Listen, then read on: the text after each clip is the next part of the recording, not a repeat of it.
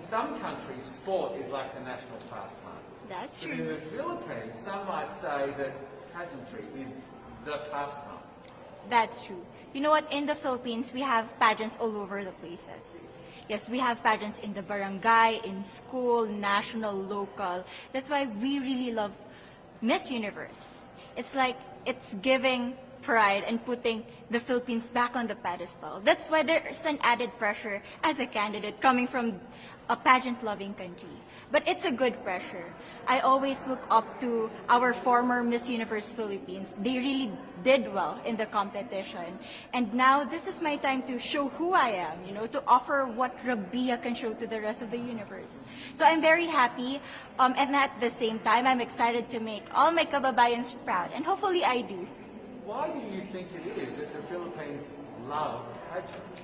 They have appreciation for beauty. We do love pageant because we used to think that we wanted to be included in the world, I have to be honest, in the Philippines, my skin color used to be not the standard of beauty. I was obsessed whitening my skin because these are the kinds of beauty queen we see on the mainstream. But things were different now. That's why I'm very proud to be a morena. In the Philippines, we call it morena. It's brown skin girl. And to be able to represent, my color, my identity as a true Filipina. Tell me about your journey to being crowned Miss Philippines. In a world that, in a country I should say, that loves pageants. That must have been a very intense process. Tell me about, your journey to being Miss Philippines. Well, my journey was crazy. You know what? I started to be a dark horse. Nobody noticed me. Nobody knows I was in the competition up until the preliminary and the coronation night.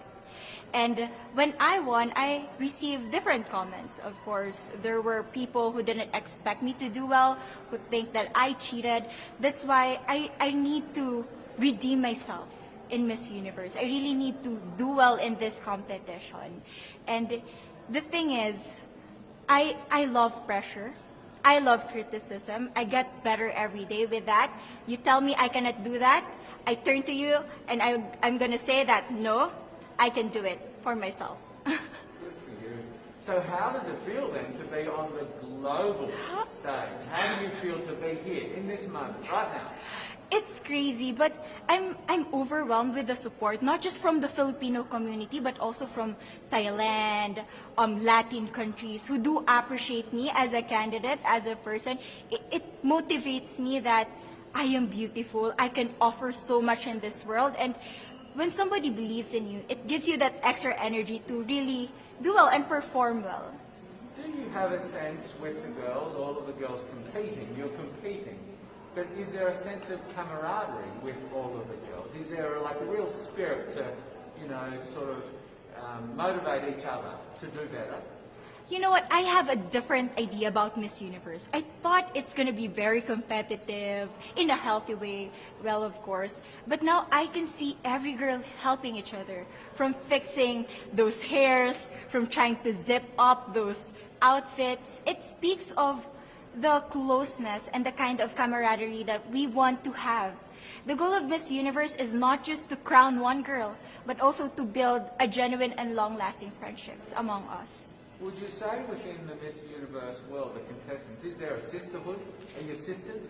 There is sisterhood. I can say I was able to talk to different representatives from different backgrounds, different cultures. And despite our differences, there's so much to be highlighted in what binds us together. And that is because we want to empower women. We want to have our advocacies. We want to speak for the things that we love. And that's a celebration of women and the beauty that we have.